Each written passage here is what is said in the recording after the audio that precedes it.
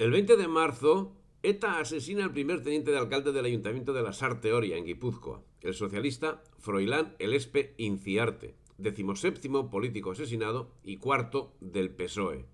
Al día siguiente, no se condenaba el terrorismo viniera de donde viniera, como venía sucediendo, sino que era convocada una manifestación contra el terrorismo. El sistema seguía a la suya. Así, el 27 de marzo, el Ayuntamiento de San Sebastián autorizó el reintegro en la Policía Municipal del colaborador de ETA, Francisco Javier Añorga Azpiazu, tras cumplir una condena de 6 años y un día de prisión mayor por facilitar información a la organización terrorista ETA. Dicha información pudo ser utilizada presuntamente para que se cometieran varios atentados. Por su parte, comenzaba a quedar claro para qué pedía el gobierno a Francia la extradición de los terroristas que tenía detenidos. El 28 de marzo, el juez Guillermo Ruiz Polanco dejó en libertad provisional bajo fianza de 1.000.000 de pesetas al etarra José Félix Pérez Alonso, entregado por Francia el 16 de enero. La sangría continuaba y el 29 de marzo medio centenar de osados, convocados por la plataforma Basta Ya, se concentraron ante el Palacio de Ajuria Enea, simulando estar en el corredor de la muerte para reclamar al lehendakari Juan José Ibarretxe que impidiese más ejecuciones entre los insumisos al nacionalismo. ¿Señalaban como culpable de los asesinatos al presidente del gobierno vasco? ¿Se equivocaban al hacerlo? ¿O tal vez se equivocaban por defecto? Lo que sí tenían claro los políticos era que no querían seguir siendo víctimas de las represalias entre bandas, por lo que acabaron poniéndose escoltas de los del PP y los del PSOE. Lógicamente a los otros no les hacía falta. Pero, ¿y al pueblo español que llevaba más de 800 víctimas? ¿Al pueblo español no le hacían falta a los escoltas? Bueno, ese no era problema de los políticos, quienes durante la tregua habían puesto en libertad a más de 100 presos terroristas, sin delitos de sangre, de momento. Año y medio después, el 25% de esos presos había vuelto a prisión o había huido. En 2002, el ministro del Interior a la sazón, Mariano Rajoy, explicaría que las fuerzas de seguridad del Estado destinaban 5.000 agentes a labores de escolta para proteger a las personas amenazadas por ETA. A los políticos amenazados por ETA, a la gente no. Lo que genera un gasto de 66,1 millones de euros, 11.000 millones de pesetas al año, que lógicamente pagamos todos los españoles. Antes de ser objetivo del terrorismo, el Estado no tenía esos problemas. Antes de ser objetivo, los políticos, antes de ser objetivo de los políticos del terrorismo, no tenían esos problemas económicos que lógicamente cargaban sobre el pueblo español. Daba la sensación que la Iglesia e institución quería proclamar lo que debía proclamar. Así, Monseñor José Gea engrosó el 5 de abril la todavía exigua lista de prelados católicos que cumplían con su obligación e hizo públicas unas declaraciones en las que, sin rubor como corresponde a un pastor de la Iglesia, poquitos hay, pero bueno, puso al descubierto lo que es la píldora del día después, un arma dispuesta a ser usada por los asesinos como la pistola para el tiro en la nuca. La encíclica Libertas Prestantissimum de León XIII debía ser de lectura obligada para todo católico para profundizar no tanto en si conviene que los católicos voten a uno u otro partido, sino más bien en la oportunidad de que los católicos participemos en el juego democrático. Y es que los conceptos morales e institucionales no hacen sino ampliar hasta el infinito el escepticismo de quienes tienen el vicio de pensar. En estos momentos estaban instalando el diálogo sobre la clonación de personas. Esta es la dinámica llevada a efecto por el poder mundial establecido que cuestiones como el divorcio ya son consideradas normales por la moral obligatoriamente implantada por el taladro del poder y ya hasta aspectos tan horribles y despreciables por inhumanos como la... No lo cito porque me puede llevar a la cárcel. Y el aborto son tenidos por muchos como derechos sociales. Y es que quienes se atreven a detectar, juzgar y condenar hechos que son presentados como actuaciones genocidas que efectivamente pueden llegar el caso de que lo sean, favorecen, subvencionan, aplauden y fomentan crímenes contra la humanidad presente, pasada y futura, amparados en una aureola de libertad y fundamentalismo democrático.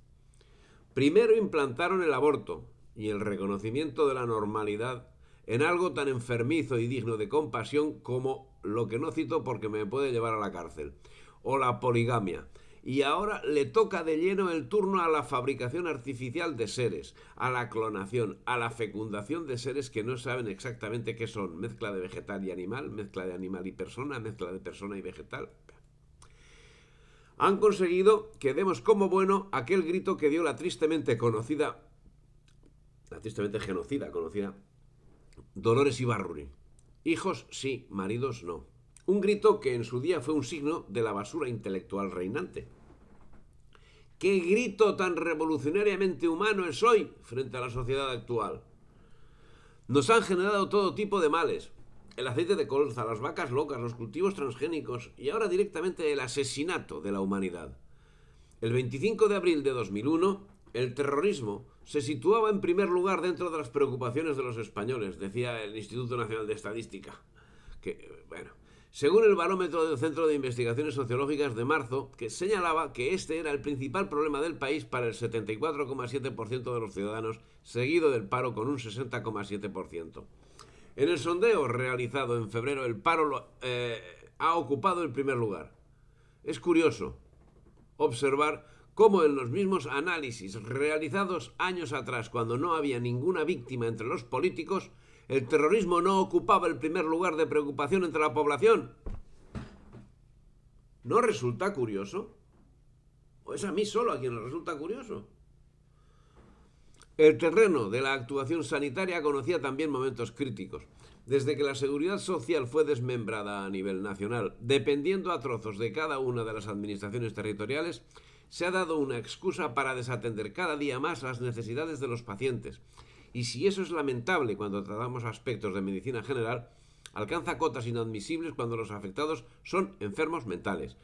Desde hacía 2 décadas, con los enfermos psíquicos se venía llevando una política de reinserción que parece ser hija de la ineptitud, experiencia de la que se mostraban muy orgullosos los responsables políticos de la misma, mientras levantaban costras en las familias que, además de sufrir el terrible drama de la deficiencia psíquica de uno de sus miembros, debían sufrir la ineptitud o la mala fe de los administradores.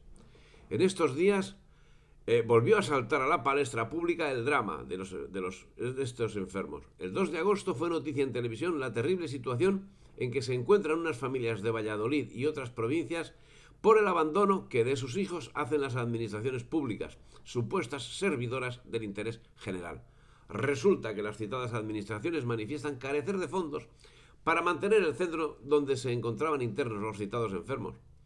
El 6 de mayo era asesinado de 2 tiros en la cabeza y uno en el estómago el senador Manuel Jiménez Abad, presidente del PP de Aragón, en el centro de Zaragoza.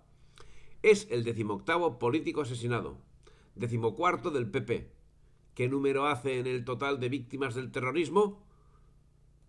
Como corresponde a este crimen, fue llevado a cabo sobre un político.